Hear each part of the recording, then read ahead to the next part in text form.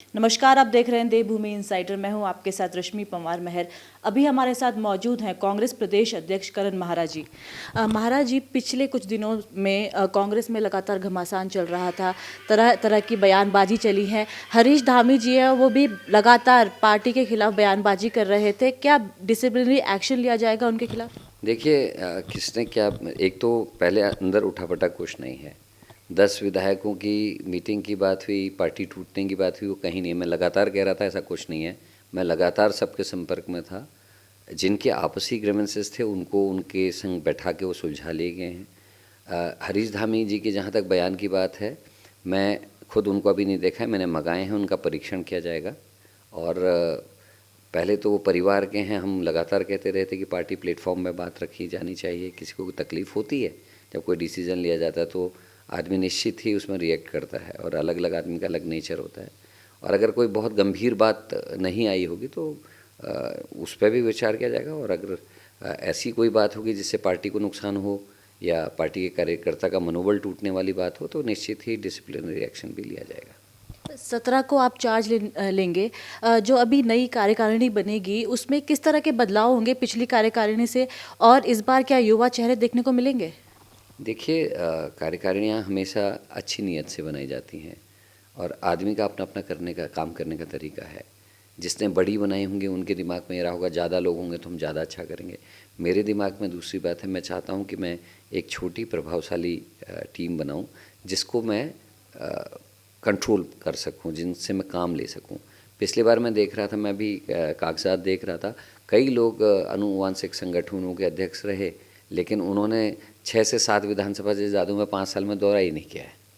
आप कार्यकर्ता से मिले ही नहीं, आपने कार्यकर्ता को कुछ समझाया ही नहीं, आपने कार्यकर्ता से पारिवारिक संबंध बनाए ही नहीं, तो फिर कैसे आप उम्मीद कर सकते हैं कि वो आपके लिए जी जान से लगेगा या मेहनत करेगा। मैं छोटा संगठन बनाऊंगा, और मैं चाहूँगा कि उस जो भी संगठन में पदाधिकारी हों उनको मेरी 70 विधानसभाओं के कार्यकर्ता पहचाने बाय नेम बाय फेस, और ये मेरा पहला काम होगा।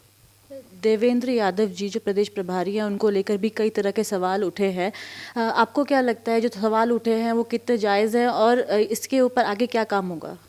देखिए, देवेंद्र यादव जी प्रदेश के प्रभारी रहे। मैं 4 चुनाव लड़ चुका हूँ उसमें, और 3-4 चुनाव मैंने दूसरों के लड़ाए हैं। मेरे अनुभव से आज तक इतना प्रभावशाली प्रभारी हमको कभी नहीं मिला। उनके आने के 1 महीने के अंदर पार्टी इलेक्शन मोड में थी। पहली बार देखने को मिला कि हर विधानसभा में पदाधिकारियों पे दबाव था कि वो अपनी बूथ कमेटीज़ का गठन करें, और क्रॉस चेक हो रहा था। पहली बार था कि बूथ कमेटी के मेंबर्स को एआईसीसी से फ़ोन आ रहे थे और उनसे उनकी राय ली जा रही थी।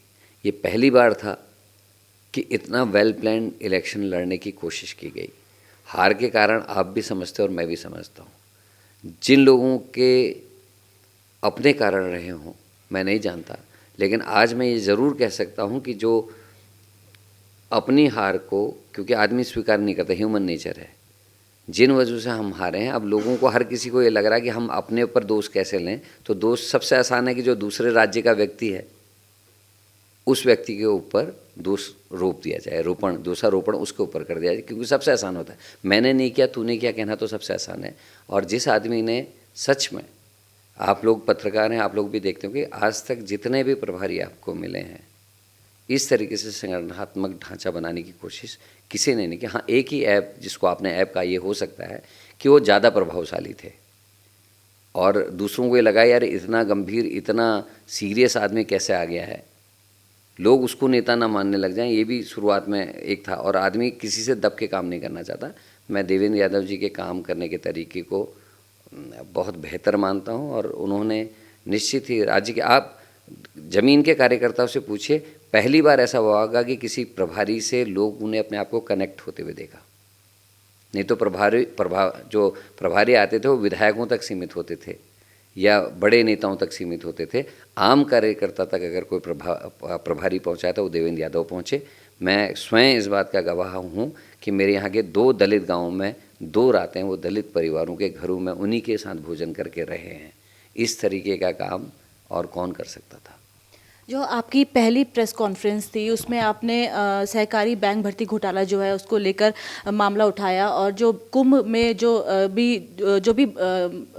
फर्जीवाड़ा हुआ था उसको लेकर आपने उजागर किया था उस मामले को। तो जो आगे अगर हम ऐसा देख सकते हैं कि आगे भी ये इसके ऊपर काम किया जाएगा, कहीं ऐसा तो नहीं कि बस ये 1 या 2 दिन में ये मामला ठंडा पड़ जाएगा? देखिए, हमने मांग रखी, बात रखी, आप सब ने उसको बेहतरीन ढंग से उठाने का काम किया। अब हम इंतज़ार कर रहे हैं कि सरकार किस तरीके से रिएक्ट करती है। हम जैसे फाइल बनती है ना, फाइल बन रही है भ्रष्टाचार की। जितने बार भी मुख्यमंत्री जी और बीजेपी ये कहेगी कि भ्रष्टाचार मुक्त उत्तराखंड बना रहे हैं, उतने बार वो फाइल खोल के एक एक करके पन्ने दिखाने का काम कांग्रेस करेगी। हमारा काम विरोध करना है, हमारा काम लोगों को जागरूक करना है, वो काम हम करेंगे।